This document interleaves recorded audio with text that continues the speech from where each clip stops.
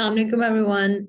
This is a day first of Amazon Wholesale FBA VA training और ये lecture 1 है जिसमें हम लोग बिल्कुल इनिशियली स्टार्ट कर रहे हैं कि Amazon होता क्या है और इसके कितने मॉडल्स होते हैं और किस तरीके से हम एज अ VA इसके ऊपर काम कर सकते हैं। सबसे पहली जो चीज़ आ जाती है हमारे पास वो है कि virtual assistant. Virtual assistant basically कहते किसको हैं? इसकी सिंपल सी बात इतनी है कि एक चीज होती है कि लोग ऑफिसेज में जाके जॉब्स करते हैं, नौकरियां करते हैं, ठीक है। एक चीज होती है कि हम लोग वर्चुअली बैठ के कहीं पे कोई काम करते हैं और उसको हम डिलीवर करते हैं। आप किसी ऑफिस में स्पेशल नहीं जा रहे हो कोई काम करने के लिए जो कि पेड वर्क हो। आप अपने घर से बैठ के, कहीं से भी बैठ के आप उस काम को कर रहे हो और आप उसके बदले में पेड मतलब हो रहा है आपको, पेड वर्क मिल रहा है जो कि आपको, जिसके लिए आप बाउंड नहीं हो किसी भी जगह पे जाने के लिए। अब इसके अंदर डिफरेंट चीजें आ जाती हैं। आप वर्चुअल असिस्टेंट हो सकते हो एज अ ग्राफिक डिजाइनर। आप वर्चुअल असिस्टेंट हो सकते हो एज ए अमेजोन अमेजोन का वीए आप बन सकते हो। आप शॉपिफाई पे काम कर सकते हो। आप कुछ भी, कोई भी काम जो कि अब जिस तरह फेसबुक है, इवन अब टिकटॉक भी है और इस तरह काफी सारी चीजें एग्जिस्ट करती हैं जिसके लिए आपको किसी स्पेशली ऑफिस में जाने की जरूरत नहीं होती है। लोग आपको काम देते हैं, वो काम आपको अपवर्क के थ्रू भी मिल सकता है, फाइवर के थ्रू भी मिल सकता है, डिफरेंट किसी भी प्लेटफॉर्म से आपको काम मिल रहा है, आप उसको कर रहे हो, डिलीवर कर रहे हो और आप उसके बदले में एक जो भी आपका जॉब असाइन हुई है आपको, you are getting paid of that work. So virtual assistant basically ये होता है जो वर्चुअली बैठ के कहीं पे भी काम कर रहा होता है। ओके। उसके बाद मेन चीज आ जाती है हमारे पास कि बीइंग अ वर्चुअल असिस्टेंट आपके क्या क्या एथिक्स होते हैं जिनका आपको ख्याल रखना होता है। नंबर 1 एथिक ये होता है कि अगर अब मैं अमेजोन से ही रिलेटेड बात करूंगी क्योंकि आगे सारी की सारी जो हमारी क्लास है वो अमेजोन से रिलेटेड है और हम एज अ अमेजोन वीए की बात कर रहे हैं। तो जो बेसिकली अमेजोन वर्चुअल असिस्टेंट है, फॉर एग्जांपल अगर आप अमेजोन पे काम कर रहे हो as a Amazon FDA wholesale, अगर आप अमेजोन के होलसेल के वर्चुअल असिस्टेंट बन रहे हो तो किन किन बातों का, किन किन चीजों का आपने ख्याल रखना है। नंबर 1 थिंग इज कि आप सबसे पहले जब अपने क्लाइंट के साथ इंटरेक्ट करोगे, अपने क्लाइंट के साथ जब आप बात करोगे तो आपने एक तो अपनी लैंग्वेज का बहुत ख्याल रखना है, ठीक है। लैंग्वेज आपकी बड़ी प्रोफेशनल लैंग्वेज होनी चाहिए, ठीक है, क्योंकि आम रूटीन में जब हम किसी से बात करते हैं तो वो एक डिफरेंट लैंग्वेज होती है, लेकिन जब हम किसी से प्रोफेशनली बात कर रहे होते हैं तो there there is a totally different thing. So you have to be, आपने कम वर्ड्स यूज करने हैं और कम वर्ड्स और अच्छे वर्ड्स इस्तेमाल करें हमेशा जब भी आप किसी क्लाइंट से बात कर रहे हैं तो। पहली चीज। दूसरी चीज ये कि आप जो भी अपने कन्वर्सेशन कर रहे हैं उसको रिटन फॉर्म में जरूर लेकर आए। रिटन फॉर्म ये होती है कि फॉर एग्जांपल आपकी अगर कॉल पे बात हुई है या आपकी जूम पे मीटिंग हुई है, आपकी कोई भी डिस्कशन हुई है, आप उसके एक की पॉइंट्स बनाएं और अपने क्लाइंट को लाजमी मेल करें, ठीक है। इससे ये होता है कि कल को अगर कोई भी कॉन्फ्लिक्ट पैदा होता है आपके और क्लाइंट के बीच में तो आपके पास एक रिकॉर्ड मौजूद होता है। तो आपने ये बात लाजमी अपने दिमाग में रखनी है कि आपने रिकॉर्ड कीपिंग जरूर करनी है अपनी कन्वर्सेशंस। तीसरी चीज ये आती है कि आप एथिकल वेज का बहुत ज्यादा ख्याल रखें जो कि हमें बचपन से ही सिखाया जाता है, ठीक है, कि ऑनेस्टी, ठीक है, ऑनेस्टी सबसे बड़ी चीज है। आपको क्लाइंट जो भी इंफॉर्मेशन दे रहा है आप उसको किसी के साथ भी शेयर ना करें, उस इंफॉर्मेशन को कहीं मिस यूज ना करें। और जो सबसे बड़ी बात आ जाती है वो ये आ जाती है कि अगर आपको क्लाइंट एक काम कह रहा है उस काम को पहले अच्छे से समझें कि क्लाइंट की रिक्वायरमेंट क्या है। क्लाइंट की रिक्वायरमेंट को समझना बहुत ज्यादा जरूरी है कि क्लाइंट डिमांड क्या कर रहा है, उसका काम है क्या। वो समझने के बाद देन आप उसके साथ एक प्रॉपर टाइमलाइन शेयर करें कि जी ठीक है, आपका ये अगर काम है, फॉर एग्जांपल उसने आपको बोला है कि उसको एक ब्रांड का प्रोडक्ट मैच्योर करके देना है या इस तरीके से, तो आप उसके साथ फॉल्स कमिटमेंट्स नहीं करेंगे। आप पहले ये देखेंगे कि ये काम मुझे करना आता है, नंबर 1, ठीक है। ठीक है, ये चेक क्लियर हो गया कि आपको ये काम करना आता है। देन दूसरी बात ये आ गई कि ये काम आप कितने टाइम में कर सकते हो। फॉर एग्जाम्पल कोई टास्क है, वो टास्क आप कर सकते हो 1 हफ्ते के अंदर-अंदर। आपको पता है कि ये काम मैं 1 हफ्ते के अंदर-अंदर कर लूँगी। आपने यहाँ पे गलत कमिटमेंट नहीं करनी। गलत कमिटमेंट ये होती है कि उस काम को आपने ये नहीं कहना, लालच नहीं करना कि जी ये काम तो मैं 1 हफ्ते के अंदर कर सकती हूँ, लेकिन कोई मसला नहीं है, मैं अपने आप को ज़्यादा पुश करूँ तो मैं 4 दिन के अंदर भी ये काम कर लूँगी। ऐसा बिल्कुल भी नहीं करना। आपने क्या करना है कि अगर आपको पता है कि एक काम आप 1 हफ्ते के अंदर कर सकते हो, आप क्लाइंट को बोलो कि ये काम मैं आपको 2 हफ्ते में डिलीवर करूँ। 2 हफ्ते में क्यों? क्योंकि कोई भी अनसीन रीज़न्स आ सकती हैं ज़िंदगी में। ठीक है, आपकी अपनी लाइफ में आ सकती हैं, काम से रिलेटेड आ सकती हैं, काम डिले हो सकता है, कुछ भी हो सकता है, ठीक है। हो सकता है आप वो काम करने बैठो, आपको नहीं समझ आ रहा, आपको किसी की हेल्प लेनी पड़ सकती है, कुछ भी हो सकता है, ठीक है। अगर आपने कोई घर की प्रॉब्लम हो सकती है, कोई इमरजेंसी आ सकती है, गॉड फॉरबिडेन कुछ भी हो सकता है, ठीक है। अगर आपने कमिट किया था कि मैं ये काम 7 डेज़ के अंदर-अंदर आपको डिलीवर कर दूँगी और आप वो नहीं डिलीवर कर पाई, तो वहाँ पे आपकी क्रेडिबिलिटी बड़ी खराब हो जाएगी। ठीक है? वहाँ पे ऑब्वियसली क्लाइंट आप पे दूसरी बार ट्रस्ट करते वक़्त शेकी हो जाएगा। लेकिन ऑलरेडी अगर आपके पास मार्जिन होगा 1 और हफ्ते का, ठीक है? तो अगर आपके कोई 2-4 दिन मिस भी हो गए हैं, तो आप उस काम को पूरा कर लोगे। और अगर आपने वो काम बिल्कुल सही-सही 1 हफ्ते से पहले या 1 हफ्ते के अंदर-अंदर ही कर लिया और क्लाइंट को आपने बोला है कि मैं 2 हफ्ते में करके दूँगा, तो आप अगर उसको जल्दी डिलीवर कर रहे हो वो काम, तो ये आपके लिए एक प्लस पॉइंट हो जाएगा। ठीक है, क्लाइंट इससे खुश होगा कि ठीक है, इसने अगर मुझे 2 हफ्ते का कहा था, तो इसने मुझे हफ्ते में ही काम डिलीवर कर दिया। तो इन चीज़ों का शुरू से ही हमेशा बहुत ज़्यादा ख़्याल रखना है। These are the main things कि जिनका आप हमेशा ख़्याल रखेंगे, ये बेसिक एथिक्स में आती हैं चीज़ें, ठीक है। इसके अलावा दूसरी चीज़ बड़ी इम्पोर्टेंट ये होती है कि नेवर सेल योरसेल्फ लेस। ये बात है कि अगर कोई काम है फॉर एग्जांपल $100 का, ठीक है? तो आप इसको बिल्कुल ऐसे कमिट मत करो कि काम लेने की खातिर आप उसको $50 का कर कि मैं आपकी खातिर ये $50 में कर नहीं, $100 का काम है तो आप उसको $100 में ही करोगे। अगर क्लाइंट कह रहा है कि नहीं मैं तो मतलब नहीं $100 में कराना चाह रहा ये वो ठीक है, लेकिन अगर आप कॉन्फिडेंट हो कि आपको पता है कि इस काम की वर्थ ही $100 है, ठीक है? Then never yourself sell less कभी भी कम में आप ना करो वो काम, ठीक है? हाँ, 10-20% का मार्जिन होता है कि ठीक है, अगर आपको लग रहा है कि कोई बात नहीं $100 का काम है, आप $90 या $80 में कर दो तो इट्स ओके। लेकिन ये नहीं कि आप बिल्कुल ही अपने आप को just for the sake of work आप इसको इस चीज़ के लिए करो, ठीक है? अच्छा, उसके बाद आ जाती है आई होप कि अब आपको वर्चुअल असिस्टेंट क्या होता है एंड देन वर्चुअल असिस्टेंट्स के क्या बेसिक एथिक्स होते हैं, ये क्लियर हो गया। उसके बाद हमारे पास चीज़ आ जाती है ई-कॉमर्स। ई-कॉमर्स बेसिकली कहते हैं किसको हम? इसका आसान सा हल आसान अल्फाज में इसकी ये बात है कि जो भी चीज़, जो भी कारोबार ऑनलाइन हो रहा होता है, उसको हम ई-कॉमर्स कहते हैं। ठीक है? अब यहाँ पे 2 टाइप्स आ जाती हैं ई-कॉमर्स की। ये बहुत इम्पोर्टेंट टाइप है क्योंकि आगे जो भी हमारा सारा का सारा आप कह लो बिज़नेस है, वो इन्हीं 2 टाइप्स के ऊपर चल रहा होता है। ठीक है? वो ये है कि B to B and B to C. B to B ये होता है, इसकी एग्जांपल मैं आपको ऐसे दूँगी कि business to business and business to consumer. Business to business ये चीज़ है कि फॉर एग्जांपल कोई भी एक शॉप है, ठीक है? अब जो एक शॉप है, उसके ऊपर जो सामान जो शॉपकीपर लेकर आता है, ठीक है? वो किसी पीछे होलसेलर से या फैक्ट्री से इकट्ठा सामान लेकर आएगा, ठीक है?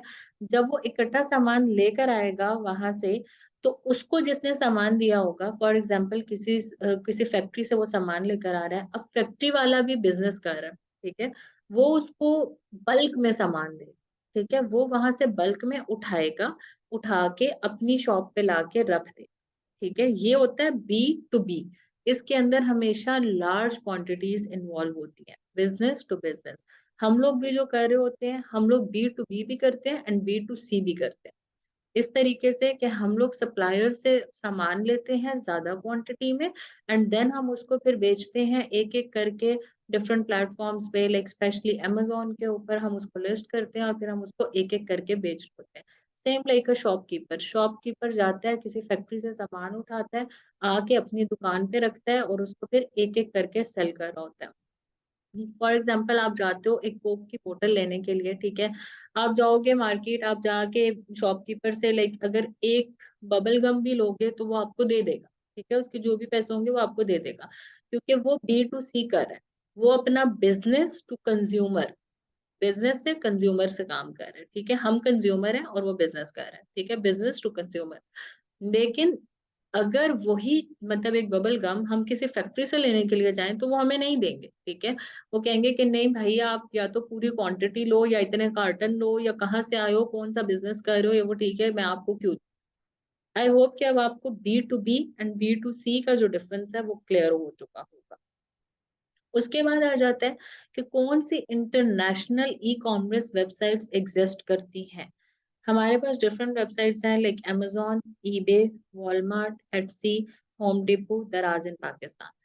Amazon, eBay, Walmart, Etsy basically ये इंटरनेशनल वेबसाइट्स हैं, और जो स्पेशली Etsy है, Etsy के ऊपर ज्यादातर हैंडमेड प्रोडक्ट्स बिकते हैं। Amazon जो है, this is the largest website, और why we have selected Amazon and what is Amazon basically। Amazon पे ही हम क्यों काम कर रहे हैं, इसलिए Amazon पे हम काम कर रहे हैं कि Amazon का जो आसान अल्फाज में कि Amazon के पास जो है ना कस्टमर बहुत ज्यादा है। अगर मैं आपको ये बताऊं तो कस्टमर की लॉयलिटी Amazon के पास बहुत ज्यादा है, ठीक है, वहां पे आपको अपने प्रोडक्ट बेचने के लिए लाइक एक्स्ट्रा मार्केटिंग और एक्स्ट्रा चीजें करने की जरूरत नहीं पड़ती है। उसने इतनी क्रेडिबिलिटी अपनी बना ली हुई है कि लोग आंखें बंद करके Amazon से बाय करते हैं, तो इसीलिए सेलर्स अपना बिजनेस ज्यादा से ज्यादा Amazon पे करते हैं, because this is the largest online retailer. ठीक हो गया। अब ये बड़ी इंपॉर्टेंट चीज है, सॉरी, Amazon के बिजनेस मॉडल्स, ठीक है, Amazon के ऊपर मेनली तीन तीन बिजनेस मॉडल एग्जिस्ट करते हैं। एक है प्राइवेट लेबल, एक है होलसेल, और एक है ड्रॉप शिपिंग।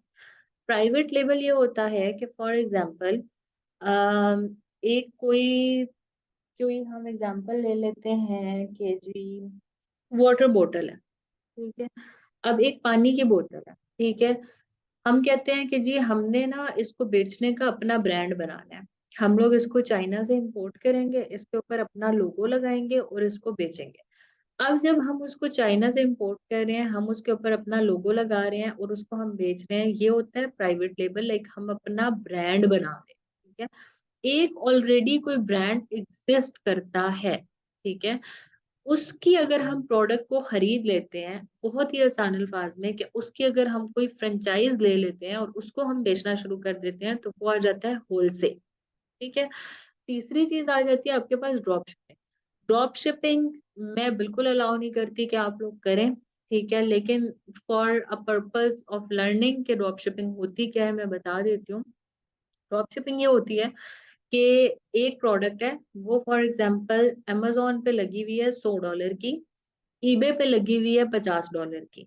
आप क्या करोगे, आप ईबे से उठाओगे उस प्रोडक्ट को $50 का और Amazon पे बेच दोगे $100 का। इस सारे प्रोसेस में आप उस प्रोडक्ट को कहीं पे भी खरीदोगे नहीं, लाइक आप उस प्रोडक्ट को ऑन नहीं करोगे। फॉर एग्जाम्पल आपने लिस्ट किया हुआ क्लाइंट को ऑर्डर आया है $100 का, आपने उठाई ईबे से $50 के बीच में आपका जो प्रॉफिट बना वो आपने अपने पास रखा एंड देन उस प्रोडक्ट को सेल आउट कर दिया। Drop shipping is prohibited on Amazon। Amazon accounts को बैन कर देता है जब उसको ये पता लगता है कि ये ड्रॉप शिपिंग हो रही है, लाइक ये लोग फॉल्स प्रोडक्ट्स बेच रहे हैं, लाइक ऑब्वियसली $100 की चीज है, आप कह रहे हो $100 की है लेकिन आप $50 वाली चीज बेच रहे हो, तो ये चीजें एथिकली भी रॉन्ग है और इस्लामिक पॉइंट ऑफ व्यू से भी गलत है। उसके बाद आ जाते हैं हमारे पास Amazon के ऊपर FBA एंड FBM। ये वो टर्म्स हैं जो कि हम बहुत ज्यादा यूज करते हैं। FBA ये होता है कि फॉर एग्जांपल हमने एक इन्वेंट्री को लिया, ठीक है, हमने एक कोई भी वाटर बॉटल्स हैं, ठीक है, हमने उसको खरीदा, खरीद के उनको हमने पैक किया, पैक करने के बाद हमने Amazon के वेयर हाउस में भेज दिया। अब जब भी ऑर्डर आएगा हमारा, Amazon की सरदर्दी है, Amazon उसको उठाएगा अपने वेयर हाउस से, अपने डब्बे में डालेगा और क्लाइंट को जाके शिप कर देगा। इसके बरक्स अगर हमने कोई भी प्रोडक्ट्स यही वाटर बॉटल्स ली, खरीदी, इनको लेकिन हमने लिस्ट किया Amazon के ऊपर, लाइक अपनी ऑफर लगाई Amazon के ऊपर, लेकिन इसको हमने Amazon के वेयर हाउस में भेजा नहीं, हमने का ऑर्डर आएगा, इसको हम खुद अपने डब्बे में डालेंगे और कोई भी थर्ड पार्टी मतलब कोई भी हम कोरियर वगैरह से उसको बुक करेंगे एंड देन हम उसको खुद शिप करेंगे। ये आ जाता है FBM, fulfilment bye merchant. This is the main difference in FBA and FBM। उसके बाद आ जाता है जी हमारे पास amazon का जी पेज का ओवरव्यू, उसके BSR क्या होता है, बाय बॉक्स क्या होता है, रिव्यू, रेटिंग, सेलर का feedback, essence, UPC code and EAN number. ये मैं आपको प्रैक्टिकली करके दिखा देती हूँ।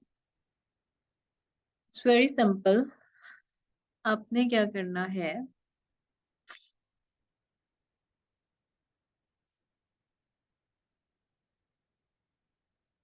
हम यहाँ पे आ जाते हैं, 1 मिनट,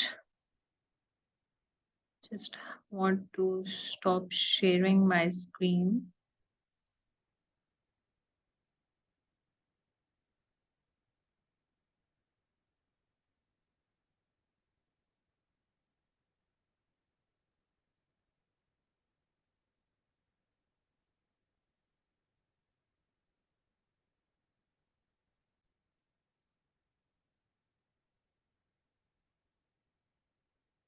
ओके, सो सिंपली आपने क्या करना है, अपने क्रोम पे जब आप जाते हैं amazon.com पे। अच्छा, अब amazon.com एक है, ये जब आप amazon.com पे जाएंगे तो ये हमें USA का दिखाएगा, ठीक है। अगर आपने इसी तरीके से जाना है amazon.co.uk, यूरोप में जाना है तो आप amazon.co.uk में जाएंगे, ठीक है। मैं अभी यूके में, यूके और USA का जो है इंटरफेस वो बिल्कुल सेम ही होता है, तो हम यूके से ही स्टार्ट ले लेते हैं। जब भी आप जाएंगे तो इस तरीके से .com पे जाएं या .uk पे जाएं, तो यहाँ पे आपको शो हो रहा होगा deliver to Pakistan. You have to make sure that कि आप यहाँ पे इसका जो है कोड चेंज कर लें। अगर आप USA में हैं तो सिंपल आप न्यूयॉर्क का लगा लें, ठीक है। जैसे ही मैं ये डालूंगी तो ये मेरी लोकेशन को चेंज करेगा, यहाँ पे डिलीवर टू न्यूयॉर्क हो गया। अब इसी तरीके से मैंने यहाँ पे हॉन्चर्स का लगाया हुआ है यूके के अंदर। अब ये जो है ये अमेजोन का बाइंग, आप कह लो कि जब भी जो लोग अमेजोन, जिस तरह हम दराज पे जाते हैं एज अ बायर, तो इस तरीके से जब लोग वहां पे आते हैं अमेजोन पे बाइंग करने के लिए तो उनको इस तरह का इंटरफेस अमेजोन का दिखता है। अब यहाँ पे डिफरेंट प्रोडक्ट्स जो हैं वो लगे हुए हैं, ठीक है। हम कोई भी एक प्रोडक्ट जो है वो सिलेक्ट कर लेते हैं।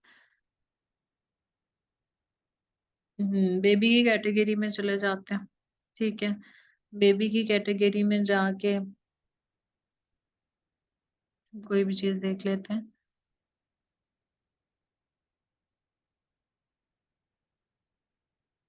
अब ये देखें, ये जिस तरह से डिफरेंट टॉयज हैं, ठीक है।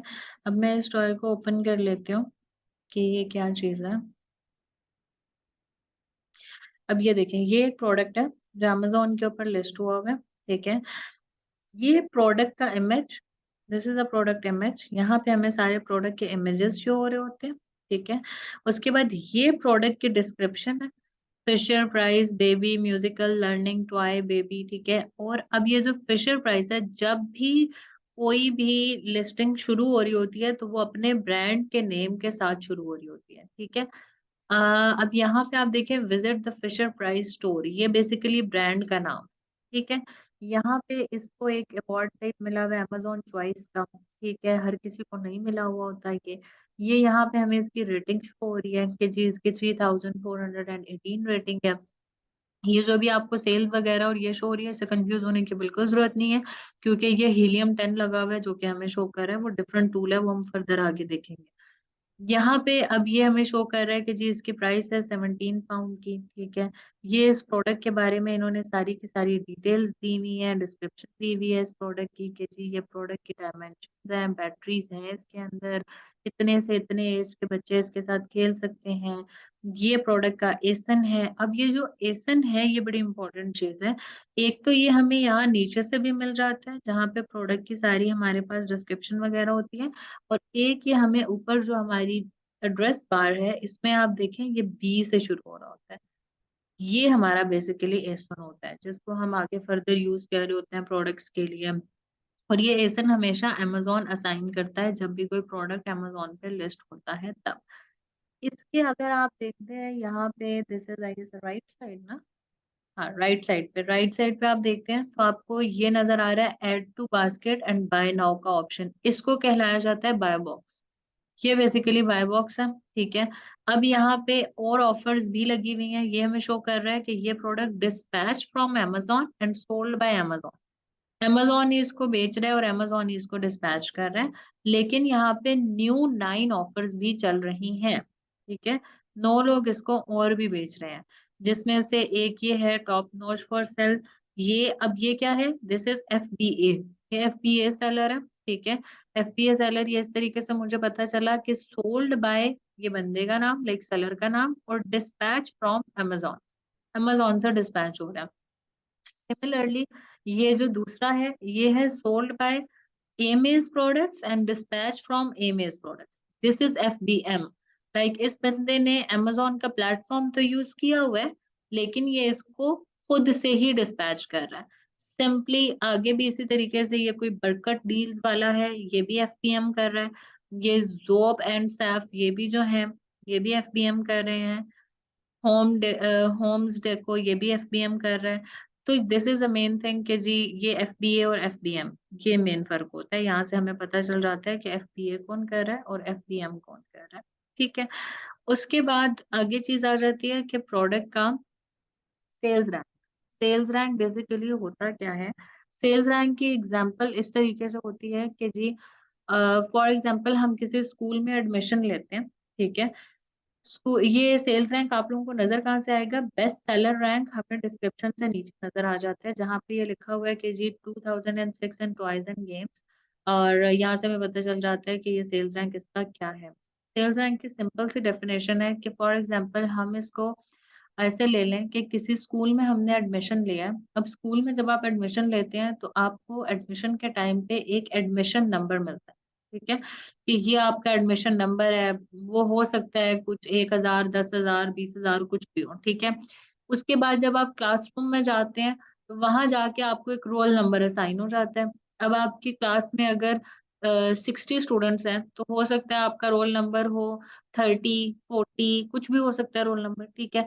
उसके बाद होते हैं आपके फाइनल एग्जाम 1 साल के बाद, और उसमें आपकी आती है डिफरेंट पोजीशंस, ठीक है। कोई जिसका रोल नंबर फॉर एग्जांपल 40, 50 था, वो फर्स्ट हो सकता है वो फर्स्ट आया हो, ठीक है।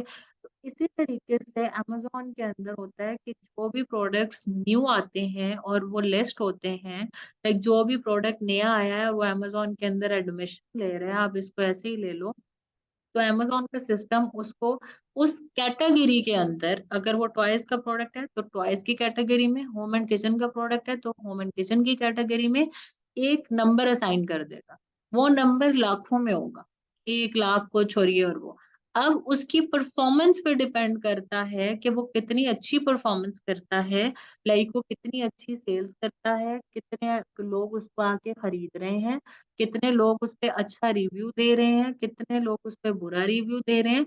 उस हिसाब से वो अपनी पोजीशन बेटर करता रहता है, और जितना सेल्स रैंक कम होता है उतना ही प्रोडक्ट अच्छा कंसीडर किया जाता है। ये मेन चीजें हैं जिनको हम लाइक देखते हैं कि प्रोडक्ट के अंदर FBA हो रहा है, FBM हो रहा है, प्रोडक्ट का एसन, प्रोडक्ट का sales rank. This is a main purpose of first class कि amazon का जो है इंटरफेस वो एग्जिस्ट किस तरीके से करता है, और amazon जो है उसके ऊपर FBA एंड FBA सेलर्स होते कौन कौन से हैं, वो ऑफर्स का बेसिक मतलब क्या होता है, एंड सेल्स रैंक किस तरीके से डिफाइन होता है, और सेल्स रैंक कहते किसे हैं। आई होप कि आपको यहाँ तक सारी चीजें समझ आ गई होंगी। अगर आपका कोई भी क्वेश्चन हो तो आप मुझसे पूछ सकते हो। और बाकी नेक्स्ट जो है हमारा वो हम नेक्स्ट क्लास में डिस्कस करेंगे। So that's all for today. Thank you so much.